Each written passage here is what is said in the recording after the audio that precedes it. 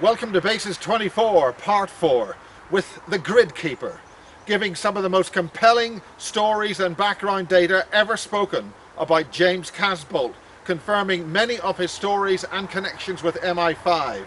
This is probably the most enlightening and important information so far, given from an independent witness who has seen the Firefly and given a demonstration and a whistleblowing exercise by MI6 at Peasmore. Compelling whistleblowing from Peasmore, the base that Barry King spoke of over 20 years ago.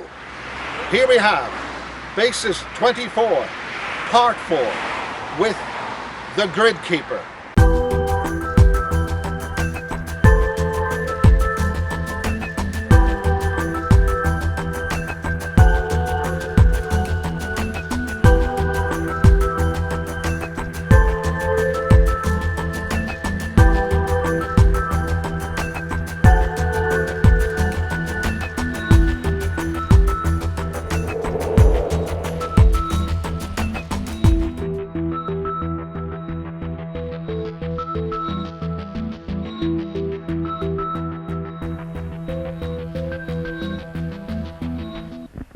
Well, Dunks, is it okay to call you Dunks? Yeah, it's fine. Thanks for bringing us out here to the wonderful race course. You're welcome. In the area, is it Goodwood? Glorious Goodwood. Glorious Goodwood, and it's just there. Just there, over the hedge. And the beautiful South Downs of Sussex. Yes. In England's green and pleasant land. And this is where you've had an awful lot of stuff go on. Yes. And we're also going to be talking about things in space you've seen from here. Is that right? I don't know. Or one of your colleagues? I can't really talk about that today. You can't really talk about it. Not without him, really, because it's all... I'd like to. But well, let's maybe we talk could do about that another time. Yeah. Hopefully. I would like to, but... Well, let's talk about James Casbolt. James. I could tell you the first time I met James and what happened. Yeah. And we were sort of introduced to James through the Probe UFO conference, if you're sure. That's the one up in Black, Yeah. in Lytham Downs.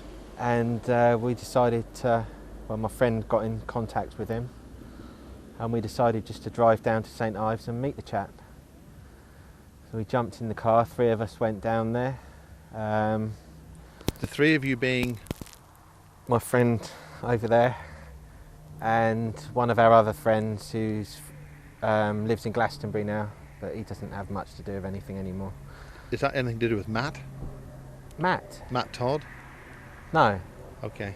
No. Now, we have interviewed a guy. Okay, the name sounds familiar. Yeah, Matt Todd seemed to have done a little bit of work with James. Okay. I only know James from 2007, is it? It's 2007, wasn't it? It was at the end of 2006.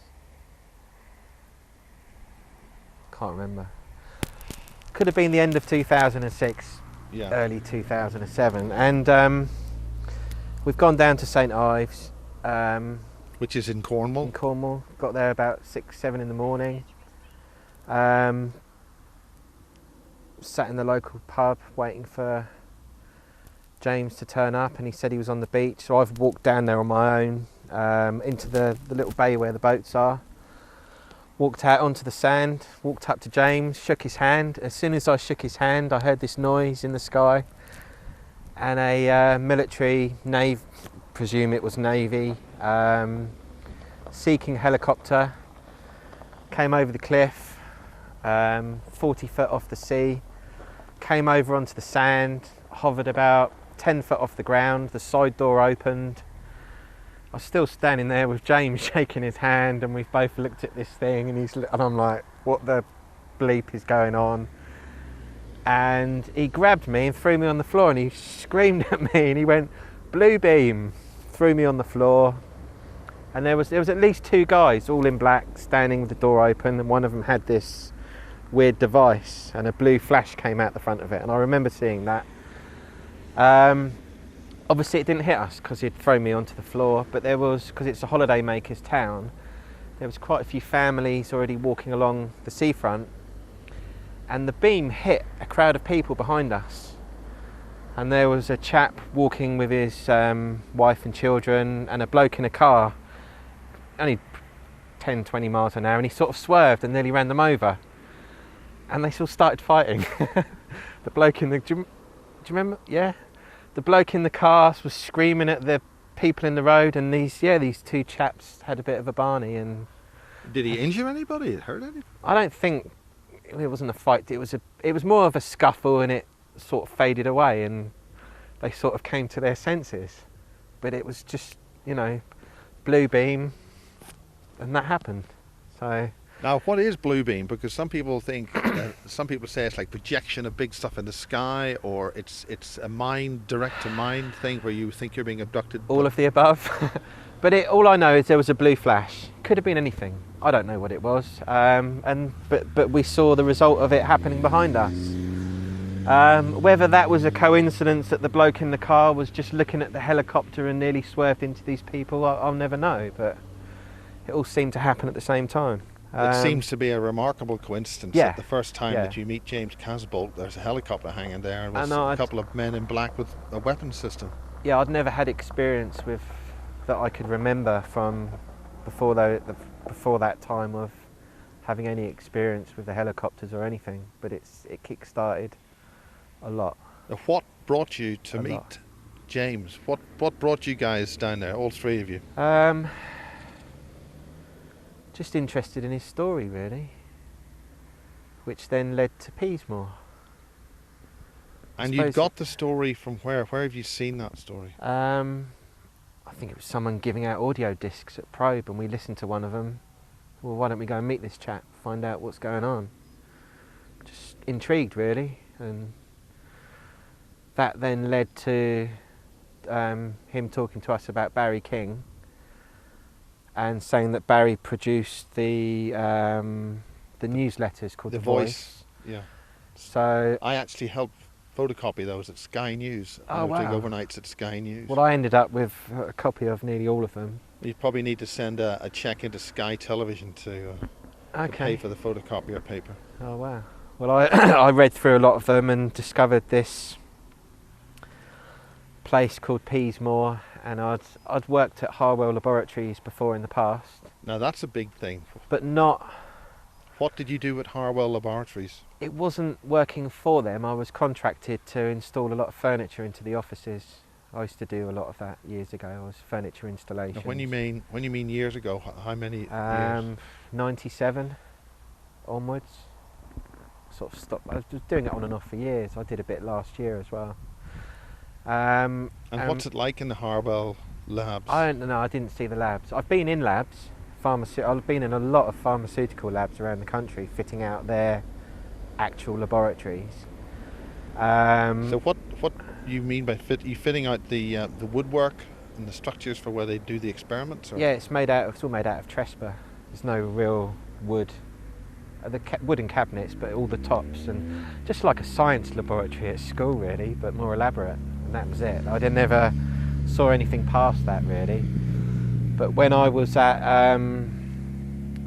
Harwell, I was in the offices, and I'm working on people's desks. I did see paperwork with experiments written on, but it was always about animals, and rabbits, and I didn't see anything. Well, that stuff that was really classified shouldn't have been even available to a contractor. No, I probably shouldn't be talking about it, but I never, I never signed anything, or it was left there, and I saw it, So yeah, I was in their offices. So for someone to talk about Peasmore that I knew was near Harwell Laboratories, of course it interested me. And when I read Barry's documents, I went through one that showed the underground train system. Yeah. And the cloning facility of his drawings. And at the end, there was a last bit of paper, and it said, if anyone goes there, watch out for this. And he drew a sketch of the Firefly, which was the triangle, the pre-TR3B. Yes. And it said red light in the middle. And at the bottom, he wrote, if you don't believe me, go and look for yourself. Well, that was it. We're going to have a look for ourselves. So my friend that I went to Cornwall with, we arranged to meet James, and we drove up to Peasmore late afternoon one day. Didn't know what to expect, what we were really looking for. We just thought we'd go up and just spend the evening at Peasmore. So we went in the pub, had a drink. What about the pub? I'll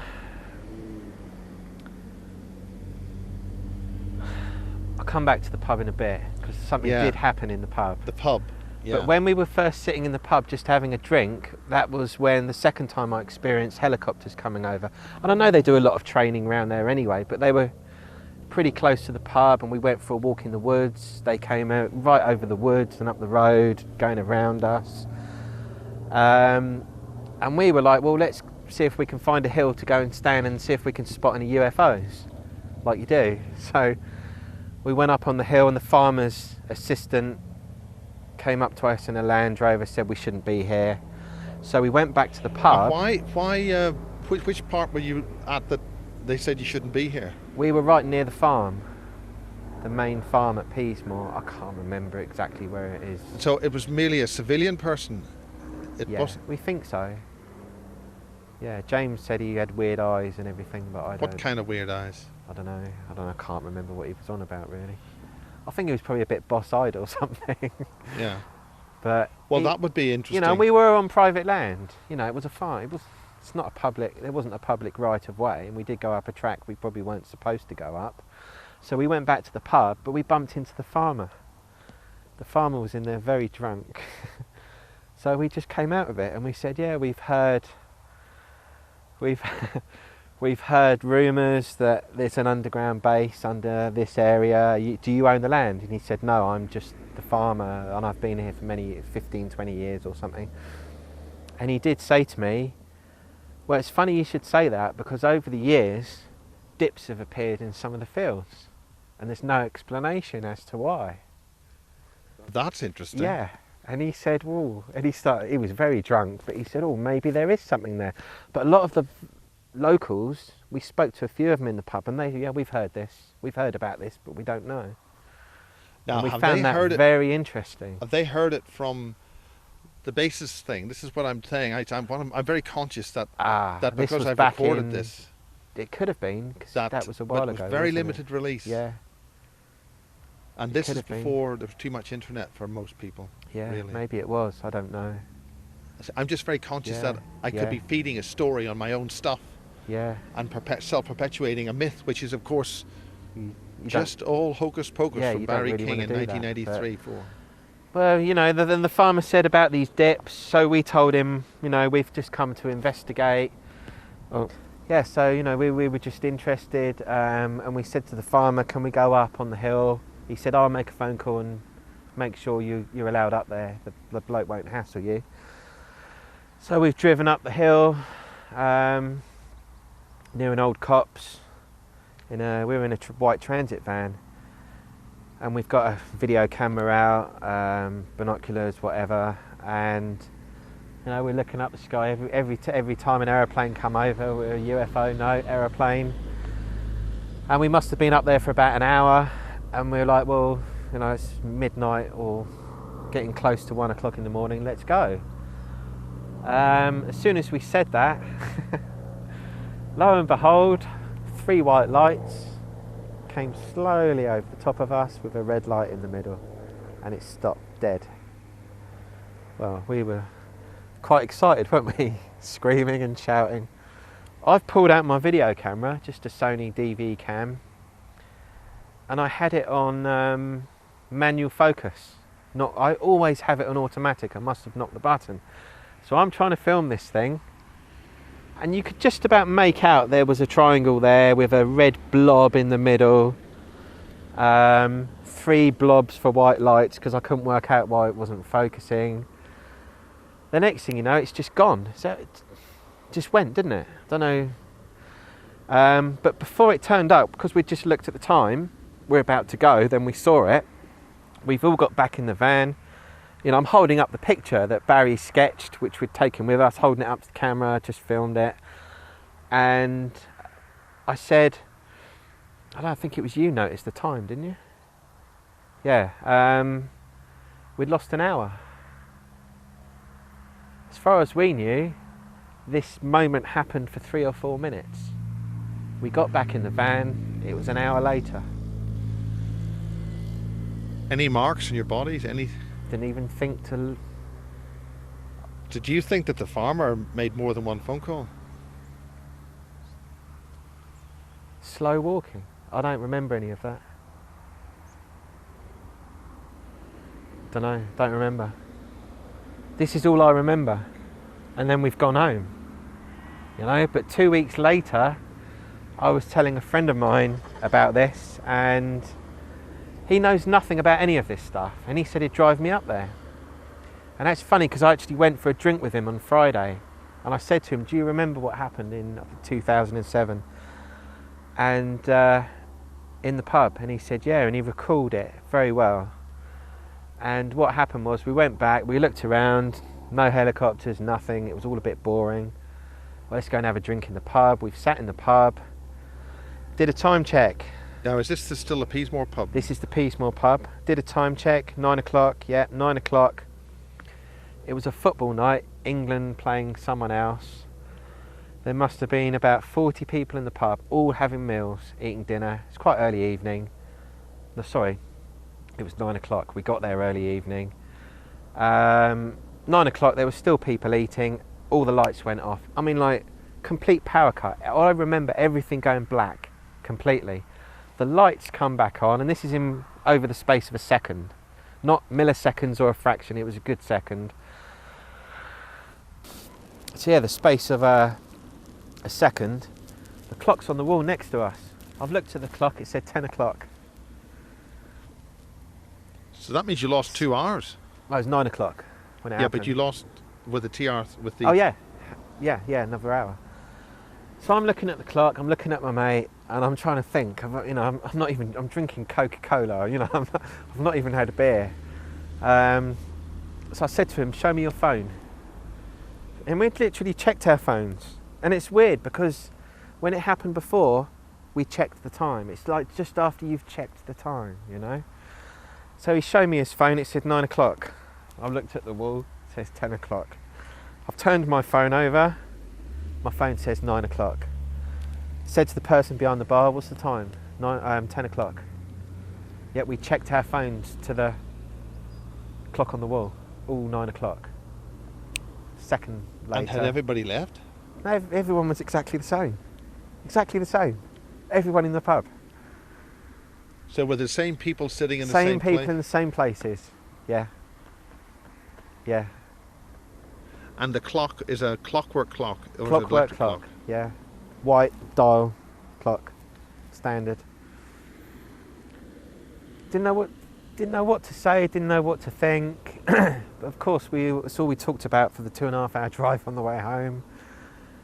Now, when I got home... Did anything happen on the way home? No. But when I got home, I was on the computer looking on YouTube. It must have been... I don't know, I stayed up till about 3 or 4 o'clock in the morning. And I think at about 4 o'clock, the room just went woof, like that on me. Hard to I can't explain what I saw, how I felt. The room rotated? Yeah, it was like the room went woof. But did you rotate with it? I don't think I did. No. It's like everything went around me. Was it like an elastic moving, like a sort of a... Yeah. It was weird. Hard to explain. A bit like jelly or jello, you know, as it wobbling. Yeah. I thought maybe I'm tired, but it's the only time it's ever happened, and it happened on that night. What were you looking at on the computer? Can you remember? YouTube. I was probably looking at bases actually. Oh my! I was probably doing research on that. Yeah, that's what I was doing. Yeah, but then I thought, well, I've got this film. Oh, I'd looked at the film as well. I'd uploaded the film onto my computer just before that. So I thought, well, sod it, I'll make my first YouTube film. So I made a 15-20 minute film, and it was just us going, basically what I've just told you, you know, when we went, that was it, yeah. I put the film on there from when we went up there with James, because I hadn't decided to do anything with that yet. And it was after this happened, I thought I'll put it on YouTube, see what happens, see if anyone gets back to me. So I've edited the film, had James talking on it for a bit, and then the bit when I had to write an apology on there, say, look, you know, this doesn't prove anything. It's a blur. All you can see is a triangle. You can tell I'm filming the sky, and then I put some of Barry's diagrams of the base on there, uploaded it to YouTube. Do you still have that film? Yeah. Is it Yeah. as a file or as an edit? It's a complete file, because I'll tell you what happened to the edit. Within 4 days, I think it got about 27,000 hits. And I got a phone call on my mobile phone, and it said my name, my full name, and they said, I think you know who we are. We want you to remove what you've put on YouTube off the internet. And I'm thinking, who the is this? And I've then heard a helicopter, and the bloke on the phone said, look out of your window. And I was in a flat in a city. I looked out the window and there was a blue Seeking helicopter, I don't know, half a mile away, just doing a little semicircle thing. He said, now look out the other window, and there was a yellow one, and they were just flying around me like this. Didn't know This is a tremendous amount of overt thing, which tells me that they want this story released. Yeah, and it was, and I've got something. I'll show you something. I've got a document here, which I'll show you in a minute. And Don't let it blow away in the wind. no. And, so that happened, and I. So I'm just trying to remember exactly what happened with the phone call. He said, remove the video from YouTube. And I said, do you know what I filmed? And he said, yes. I then said, well, if you're going to fly over me in a £2 billion craft that was built on Earth, you should at least know that I'm standing there with a video camera. I've not signed the Official Secrets Act, and the thing stopped over me. What do you think I'm going to do? Well, it's denoticed, you've got to remove it. Blah. I said, denoticed? I'm not the media and I've never signed anything. I said, Edgar Rothschild went public with the TR-3B and he's spoken about it, did an interview. And I said, it's even been mentioned on Discovery Channel. He went, yeah, that's America, you're in England. You do what we tell you. So I then, what did he do? He put me on hold. And I still wasn't 100% sure who I was talking to. You mean you didn't capitulate and collapse into the ground saying, oh yes, 3 bags full, sir? No, but I was a bit shaky, you know, I was a bit, what the is going on? So he put me on hold, and a message came up and it said, thank you for contacting MI5. If you have any information you'd like to share with us, please contact us on this phone number, or you can email, look on our website at mi5.gov.co.uk.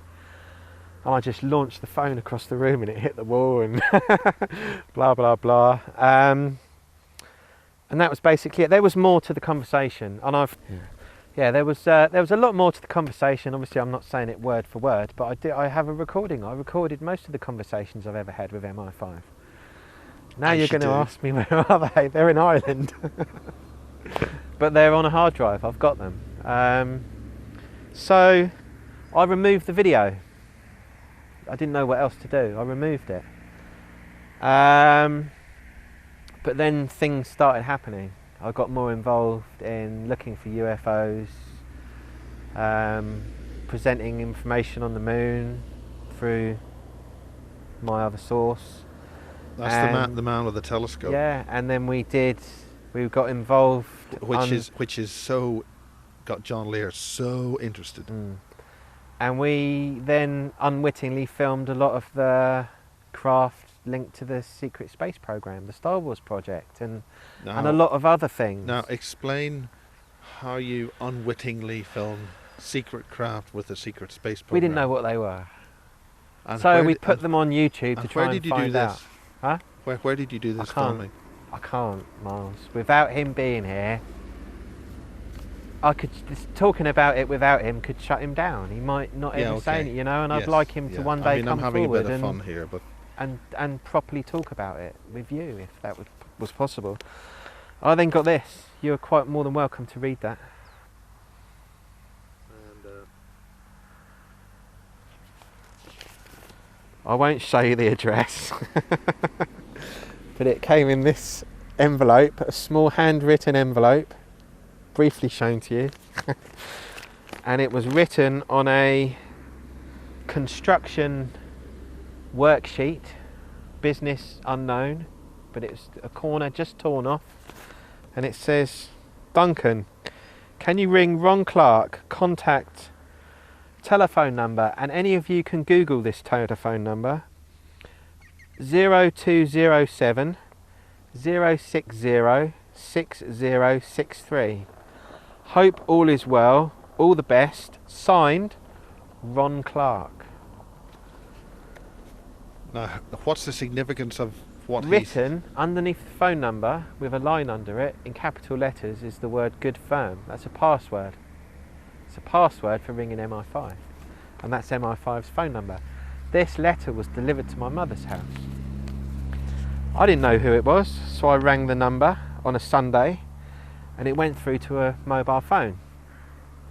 The chap that answered it, Bob Taylor, who I know James has spoken to a lot of times, asked me how I was, what I was up to, general friendly questions. I'm like, who are you? I said, what do you do? Oh, I work for a construction company laying pipes. I'm in Southampton at the moment. Maybe, I think my boss would probably be offering you a job. If you can ring back on Monday on this number, you can get to speak to him. All recorded on tape, never put on YouTube, just tucked away somewhere. So I rang back on Monday and I got through to this chap and I asked for Ron Clark and he said, oh, I'll put you through. What's your password? Well, me being a bit thick, didn't realise that's what that was at the time. He said, without a password, I can't help you. So I put the phone down, spoke to James, and I read him this. He said, well, that's your password. So I rang up, said that, and he said, I'll put you through. Now, this is important because it means that James knew the password, and therefore... Well, he said he didn't know the password, but he said to me, that probably is what the password is. Yes, yeah. And he was right. Was it you? Sorry, it wasn't James, it was him. He told me that. We've got to understand that we've got a gentleman off screen. James did use this password though, at a later date. I gave it to him and he used it. And they rang me back. Well, it must be a fairly ordinary low security password, so, obviously. yeah. So I then rang back and I said, look, I can't get through to this Ron Clark. So they gave me this mobile phone number, which has got a lot of zeros in it. I don't know. Should I show you the phone number? I don't know. You can look at that. We'll get a lot of nutters. Well, why not? I don't care. I never got to speak to this chap anyway. That was the number I was given. I was told to ring back on Thursday. He was doing something, ring back. So I rang back. Yeah. Never got an answer. Have you got it? Yeah. So, this was the funny bit. I rang MI5 again. You know, and I'd Googled the number. This was their main contact number on their website. Well, if it's on Google, it must be right. Yeah, yeah. So I rang Bob and I'm like, hello, I spoke to you the other... You were with me, weren't you? I said, yeah, I spoke to you the other day. And he was like, asking me who are you, what's this about? I said, no, well, we spoke, blah, blah, blah. I'm not sure who you are. I said, no, I'm trying to get hold of Ron. I can't get hold of him. And he started being really funny with me. And he put the phone down. So I rang back. And when he picked the phone up, he went, no. I rang back and he said, yeah, where you going, mate? I went, what? He said, where do you want a taxi to? I said, what do you mean? I said, you're MI5. I'm what? Don't be ridiculous. What you do? Do you want a taxi or not? Stop wasting my time. I said, no, I don't want a taxi. I said, I've been ringing you for the last few days to speak to this chap because you sent a letter to my mother's house. What's it all about? He said, no, you're wasting my time, mate. Put the phone down. So I rang back. I've recorded this as well. So I rang back again and he picked the phone up and he went, 007 taxis. Didn't he? And I was like, mate, you're having a fucking laugh. You're off your head. And I was getting a really little bit pissed off with him. And I said, mate, you're not a taxi firm. You're MI5. He said, you're off your head, mate. Are you mad or what? Started laying into me a bit. I said, all right, if you're a taxi firm, what's the name of your taxi? 007 taxis, mate. Stop wasting my fucking time. Put the phone down. So I rang him back again. He said, do you want a taxi? I said, yeah, what's your address, mate? He went, 146 Shaftesbury Avenue. Do you want a taxi? No. Well, fuck off then, and put the phone down.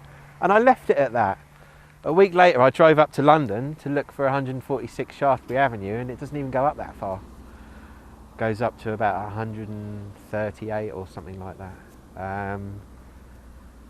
And that was it for a while. I carried on putting films on YouTube, up to about 500 films now. But James contacted MI5 because he wanted some documents to do with his file. When is this? 2008, probably. So I was doing some furniture work in London, coming back in the evening. My phone rings, private number, hello. And the chap on the other end of the phone, Bob Taylor. You can reckon his Brummie accent, recognise his voice. And he said, I've just had a conversation with James, can you tell me about that? I was like, what? I said, mate, you're the one who's just had a conversation with James and you're asking me about it. I know nothing about it. He said, well, I think you need to speak to James. Would you like me to put you through to him? I said, well, hang on a minute. If you put me through to his phone, you're going to record it, aren't you? And he went, yes, sir. And I went, no, sod off, I'll ring him myself. I went, no, hang on a minute, that's going to cost me. If I ring him, you're going to record that as well, aren't you? He went, yes, sir. I said, well, put me through then. The next thing you know, it's ringing. James answers the phone. I said, you've just had a conversation with MI5. He said, yeah, I'm trying to get some information about, I want to see some of my file from the past. And they said they'll show it to me. I said, well, they've just said this to me. He said, I don't know. And that was it. And then I said, all right, see you later. And didn't even get to speak to that bloke again after that. So I don't know what, that was just weird, mate. Just weird. So seem to be just having a laugh. Don't know. Or checking you sideways. Yeah. It's the rotation. It's weird.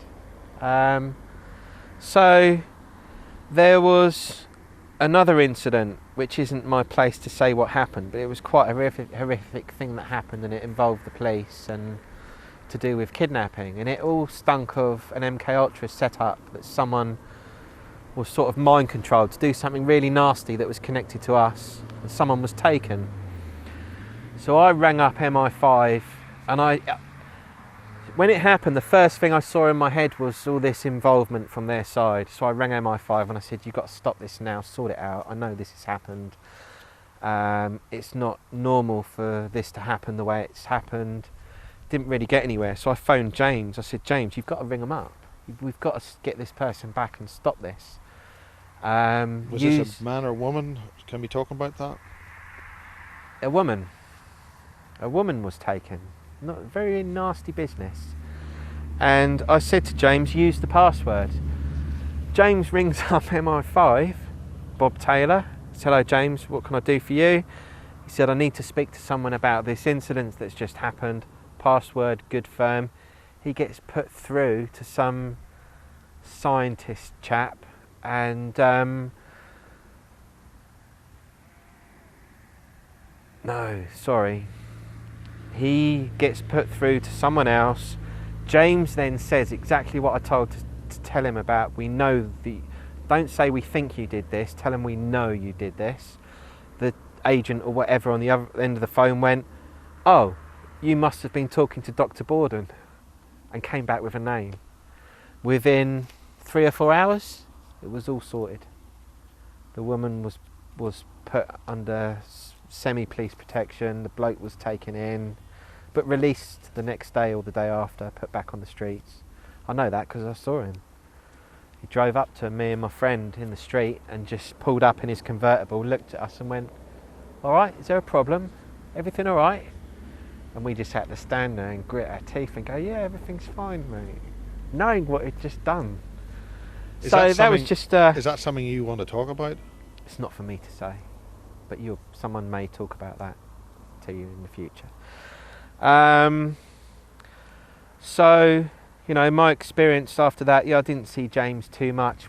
But every now and again we'd meet up and have a meal or something and have a chat. But what is your significance about James at that time? How do you feel that he was important, that it was relevant, that it was meant things? It just felt right to spend time with him and experience some of these things that aren't really normal. Such as?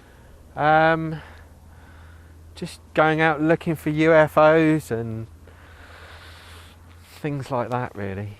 And being with James and having helicopters turn up. You know, I can give dozens of times. I've been on top of that hill and I've had Chinooks come down over me. I've been... I mean, we're at the end of a runway here, a small airport. Yeah, Goodwood race, yeah.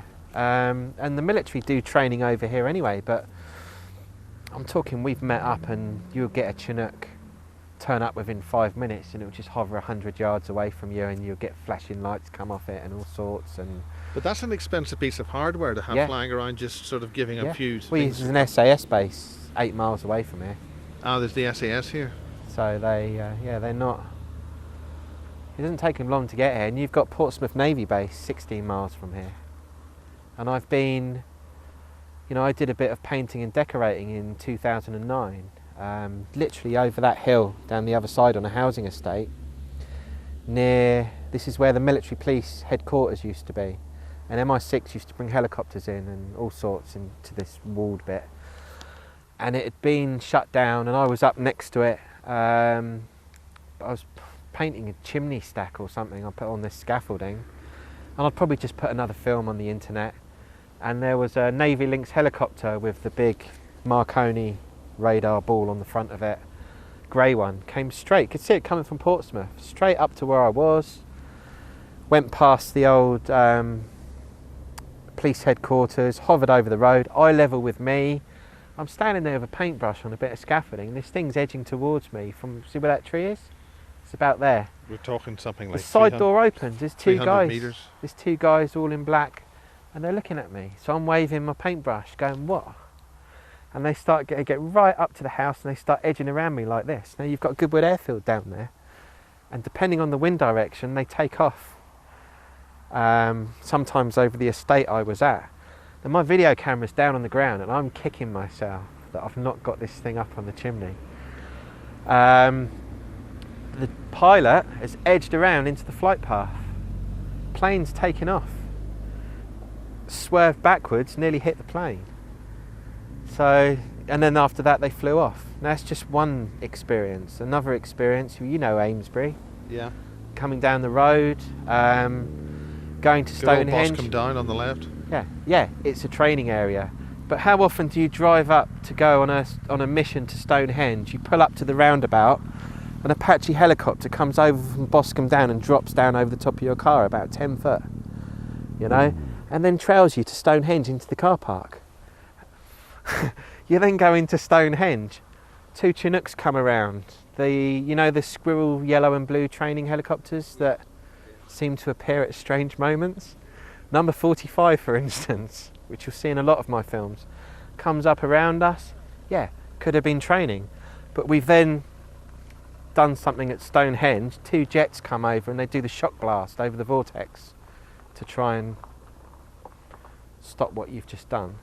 We then get in the car to drive down the Salisbury Road. No, the shot blast is that would be the afterburner. Yeah, it's right over the really low over Stonehenge. Shock the scalar. Yeah. You're talking about using it as a scalar weapon, the shot blast, the scalar. To disrupt a scalar. Yeah. What we've just done, but that's a whole nother story, you know. We've then gone into the car and we're driving. This is on. I'll make this video available for you to watch. You can everything I'm telling you now. You can watch all this. You know, when we're driving down to Salisbury, the 45 helicopter comes back, flying over the car, and then he goes over up the road, and he flies back straight towards us, straight over the car. And the jet comes past us again.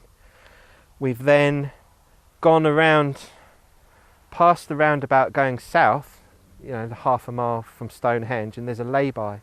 We've stopped in the lay-by. The number 45 helicopter, you know, is standing next to the car, comes down right next to us, hovers over the road, not caring that there's, you know, there's public there, and I'm standing there with my video camera, and you see where that tree is, hovers down where the tree is, snakes up towards us, flies around in a little circle, and then flies off, all on film. And that's just one of dozens and dozens of times that that's happened, you know. We're talking. But that's a lot of resources that they do. I mean, that's. Oh, we're talking millions. Now, and it's what were you doing that would make them do that? Dousing, without going into At it too much. Stonehenge? Yeah. But doing a bit more than dousing, you know. Grid work, which is what I've always done. Now you're talking grid work because it's a whole you other are interview, Miles. the for grid me. keeper. If I was to go into that, we'd be here for a day talking about Well, that. why don't we go into a bit of it now? You know. Hold on. Well, I've still got to do Scotland yet. Well, that's So what a lot of what my is the videos grid are keeper about. called grid keeper for? Grid keeping. You know. Are you matrix reality grid keeping or what? Just bringing a bit of balance here and there. Because we know Crop that they're circles. attacking the grid very Yeah. aggressively. I just douse where the vortex points are, and you've got there's one up there, but right behind you. Very important one up there. You know, where those two nasty ELF towers are.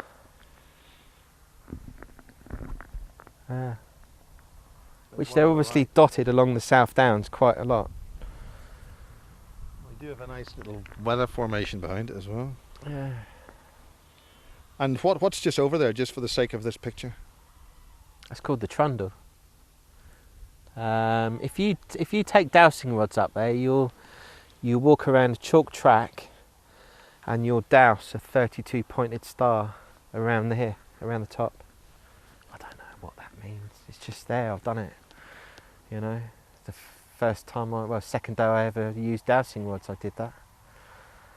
Now, what is that something that's been there a long time, or is it a manufactured thing? Of what do you feel that is? Trundle's been there a long time. This is where the water comes out of here. It pulls. There's what happens is the scalar wave goes down into the ground and it hits the water table, comes back up, and it pulls water up. A prime example of that, there's two in Avebury. Well, one in Avebury and one in Marlborough. If you go to, you know Avebury, don't you? Yeah. You know where the obelisk is? The giant obelisk where the white horse is on the way to Cain, I think it is. Yeah? Yeah. Well, you ever climbed up there? Yes, I was there the other day. Almost. Okay. Right. Well, if you stand where the obelisk is, look down in the bit that curves down. There's a load of bushes at the bottom. There's a pumping station in those bushes, and they're pumping water out. So what the obelisk does, it's like a double vortex. It pushes, the vortex comes down in an anti-clockwise, and it's tuned to the element of water. It hits the water table, brings the water up through the earth as it comes back up, and they pump it out and give it to everyone in Avebury, wherever. If you then go down to Merlin's Mound, which is the that's in Marlborough College. Yeah. I don't know if you can get in there anymore. Yes, but we would be in there. You can get in there during the Wiltshire Crop Circle Study Group hold a conference there. And what you'll see is you've got Silbury Hill, which I don't know if you know how Silbury Hill works. It's a step pyramid of chalk coated in the earth, the grass, which makes it electric dielectric. So it's like a capacitor, which is what Salisbury Plain is. That's why Salisbury Plain is so important. That's why Stonehenge is there. That's why the military are there, because it's a huge control panel. And Merlin's Mound is 3/4 the size of Silbury Hill, but it's not an encased step pyramid. You can actually see the steps on it. And if you climb up the top, have a look at what they've put on the top. There's a giant water tank on there. Yeah, you can climb up there and touch the thing. It's on if you go onto my YouTube channel, or just go onto YouTube, type in easy water. 3 films will come up. One of the obelisk, one of Merlin's mound, and you'll see us. Well, you were there, weren't you? We filmed down into the tank. And the easy water 3 is I'm riding up here on my bike. Now, is that water energised in a way that they would use it for some other purpose? I think it's very healthy water, because the water that comes out of Merlin's mound is fed to everyone at Marlborough College. So it's energised, it's healthy. Whereas tap water that we drink, especially in London, is pressurised. So the molecules slowly slow down and they stop spinning. That's why a lot of people put quartz crystal in the water to get the molecules spinning, because it affects your blood cells. It stops you from being lethargic. I have one of the spirals. The vortex, yeah. Which I put onto my... Yeah, perfect. Okay. Yeah. Now, good for your health. Right now there's a lot of stuff going on about fracking. Don't know much about fracking, to be honest with you. I mean, energetically that must be very toxic to the water system. Yeah. But that's another thing. I don't know much about that. So. Well, yeah. Okay. Scotland? Yeah, Scotland. What happened in Scotland, Miles? I would like to know the answer to a lot of that myself. I've watched James's video. I've heard what he said. Let's be very clear. We're talking about a small palace that a dignitary. Balmoral Castle. Yeah. Yeah. And somebody called the Queen would go in there, you know. Yeah. And yet you and 3 others gained access to that. Yeah. One of whom was James Casbolt. Yeah. Another was another gentleman who's here. Who's here, and the other chap was JFK's advisor and a secret director of the CIA. Good friend of mine. Yeah. If I told you who he was, you probably wouldn't be able to find anything about him on the internet. So what's the point? So were you in there trying to get some tea and scones with Her Majesty or what? My friend wanted to speak to them. And which friend is this? My friend from America, JFK's friend. And it was his idea to go up there. So this was sort of like just dropping in? You heard James talk about the Spear of Destiny. Well, I want to hear you talk about it. Yeah. Well, this is the chap that was linked to that in the past. So he had links to it many years ago, which I don't know much about. But if someone says to me, huh? What sort of links? That he was one of the modern day keepers of it. But it's very sketchy as to what's what. You know, I don't have those answers. But he's the one that said, let's go to Balmoral, there's going to be a meeting in there with all these dignitaries, and Bush and Blair will be there. And Who will be there? Bush, Blair, yeah. Members of the royal family. The young which Bush? Young Bush. Bush Senior. Junior. W. Yeah. I'm always up for an adventure. Yeah, I'll come with you. Hiring a 4x4 trip to Scotland. Stop in and see Roslin Chapel on the way. Never seen it before. So we've gone up there. We drove to Balmoral Castle. And all I remember, this is exactly how I remember it. We drove in through the front gate, and there was a few police about. We saw the police were there, so we knew people were there. There were actually some police at Balmoral Castle with all these people in it? Yeah. Oh yeah, there was police there. So it wasn't sort of like open, you know? Oh no. It was supposedly shut that day to the public. But we just sort of drove in. I just remember driving in, we've gone round the back of the castle.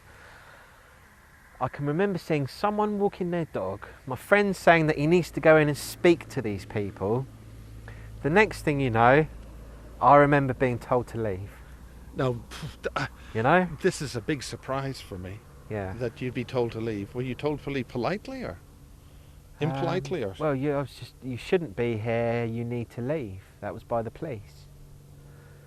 So, we're ever so sorry. We're lost. You know, my American friend here is we've just brought him to show him the sights. Oh, the castle's closed today. Okay, sorry, we'll leave. So we drove out, went over the road to the church, which is just across the road, did a bit of dowsing, really dark energy, and struggled to do a couple of things.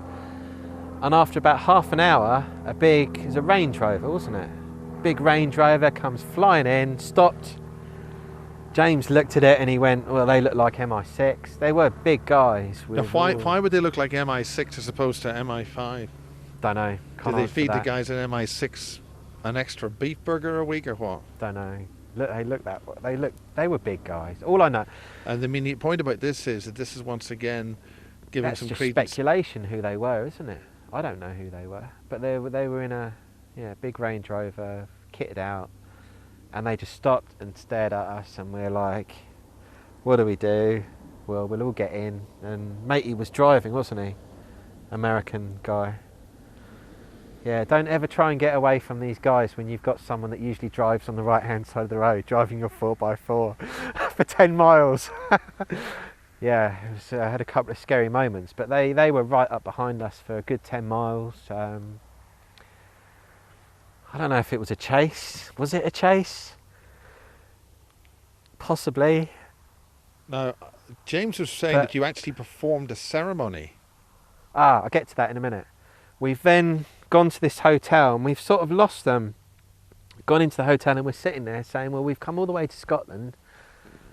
Have we wasted our time? And I opened up a map, put my finger on it, which is one of the things I used to do, and see where it lands. And I landed on a stone circle, coincidentally 2 miles away from the hotel we were at. Well, that's where we're going next. So midnight we went up there, didn't we? We've gone up to this stone circle. Amazing stone circle. I can't remember what it's called, but it's sort of 10 miles east of Balmoral Castle. Anyone could probably find it. Is that 10 miles directly east or south-east? Or? Directly, right. Roughly. Okay. It might be up a little bit.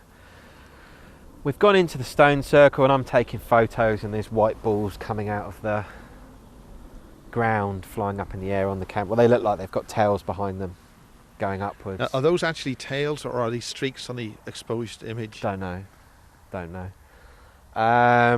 Could have been exposed image. And we stood, 4 of us stood north, east, south, west, and we did a thing with Archangel Michael, didn't we? And I did all the talking. Yeah, but there's some people. James was saying he is Archangel Michael. Yeah, I don't know. But I could see this Archangel Michael in the middle of the stone circle. Now, that's in my incredible. mind's eye. What was that like? What was the experience like? It was almost like I was locked in a trance with it all, really. And I started talking. An hour later, I finished talking.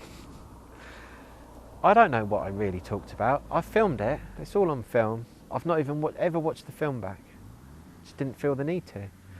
But after that happened... I mean, the film doesn't have Archangel Michael on. Oh, no. No, this was just up here.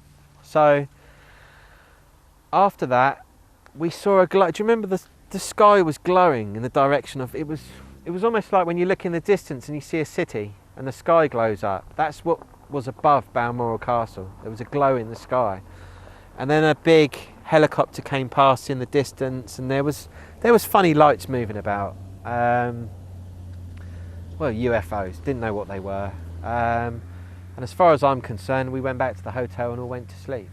And the next day we came home. Now James says that while we were in that, or after that stone circle, that we were taken into Balmoral Castle. And this whole thing happened with Odin's spear. I can tell you now, that wouldn't at least surprise me, after what I've already told you about time experiences. It would not surprise me if that happened. But I have no memory. I don't know what you're on about. Talking about a TR3? I don't remember anything. That's all I remember. I don't know. Sky opening up, lightning shooting between us, up, down, hitting below Balmoral Castle. Did it? No? Don't remember that at all. What did you not remember? Could you repeat No. Could you repeat what's been said by our colleague. He said the sky. That sounds really familiar. You should say the sky opened up, but I don't. Set up the crystals. Oh, I made a crystal grid. There's a picture of it on. You look at Vortex Energy Part 1 on YouTube. The picture of the spiral, which was the vortex, which I actually took a photo of by holding the camera over my heart. You'll see a crystal grid. That was in that stone circle. But he's saying, and it does sound familiar, the sky opening up, but the lightning, no, I've got no memory of that whatsoever. But he's saying lightning came down and hit the castle.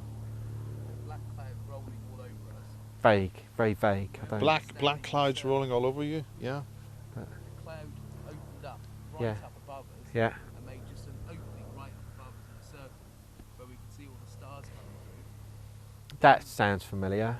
Which is when I think I remember seeing the lights. I don't know what they weren't planes, but you know. Like bolt. It wasn't Okay. bolt of lightning, but Yeah, like yeah, bolt of yeah. lightning came down, hit in between us, Did the it? floor, then went straight back up again. No went idea. Over the top of the clouds. Yeah. And then went down and hit the spire at the top Oh. of the Moral Castle. And that's Okay. when it went down.